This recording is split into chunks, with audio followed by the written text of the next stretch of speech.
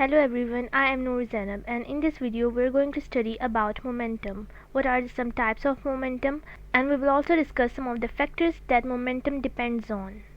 Momentum is measure of how much motion an object has, or we can say that the quantity of motion an object has is known as momentum. There are many applications of momentum in our daily life. In cars, crumple zones and airbags help to keep people safe in crashes by managing momentum. Furthermore, rockets use momentum to launch into space. As we know, the quantity of mass an object has is known as inertia, whereas the quantity of motion an object has is known as momentum. The key difference between inertia and momentum is that inertia depends only on the mass of the object, whereas momentum depends on the mass as well as the velocity of the object. Furthermore, inertia is a scalar quantity, whereas momentum is a vector quantity. It means that it has both direction as well as magnitude. In order to find the linear momentum of an object, we have to multiply its mass and its velocity with which it is moving. So by using this formula, you can find the momentum of any object which is moving with a velocity v. Here p is the momentum, m is the mass of the object, and v is the velocity of the object. And remember that momentum is a vector quantity, so it means that it has both magnitude as well as direction. Its direction is in the same direction as that of velocity. There are two main types of momentum: linear momentum and angular momentum. Linear momentum is the momentum of an object which is moving in a straight line, whereas angular momentum is the momentum of an object that is rotating. The linear momentum of an object which moves in straight line can be found using this formula, which is P is equals to mv. Whereas the angular momentum of an object which is rotating with an angular velocity omega and having a moment of inertia I can be calculated by using this formula. Momentum of an object can either be positive or negative depending on the direction of the velocity. Furthermore, momentum depends on two factors. The first factor is the mass of the object and the second factor is the velocity of the object. Consider a truck which has a mass m and is moving with a velocity v. And it is very difficult to stop the truck because of its high momentum. So we can say that the more massive an object is, the greater is its momentum. Mass is a measure of the amount of matter in an object. On the other hand, if we consider an object which is lighter, for example a cycle, because of its less mass it has low momentum and it is easier to stop. A bicycle. So here we have discussed that how momentum is related to mass.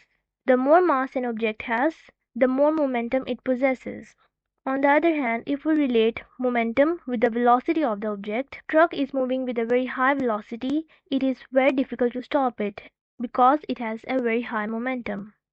On the other hand, if the bicycle is moving very slowly, it will have lesser velocity, and because of its low velocity, its momentum will be very low, and it is easier to stop a cycle which is moving slowly because it has a low momentum. So we can say that an object which is moving with more velocity has more momentum, whereas an object which is moving very slowly and has less velocity has very little momentum. And it is very easy to stop the object which has less momentum.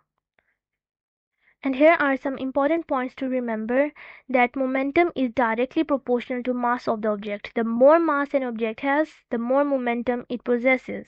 Similarly, momentum is also directly related to the velocity of the object. If the velocity of the object increases, its momentum will increase. If the velocity of the object will decrease, its momentum will decrease. On the other hand, we can see that the mass and the velocity of an object are inversely related. It means when the mass of an object is very high, its velocity will be low. It will be moving with slow speed. And if the object's mass is very less, it will be moving with high velocity. And always remember that if an object is moving and has mass, then it has momentum.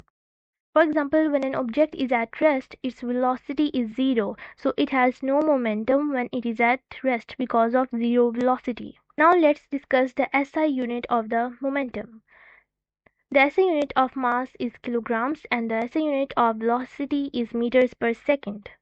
In this way, the SI unit of momentum becomes kilograms meters per second.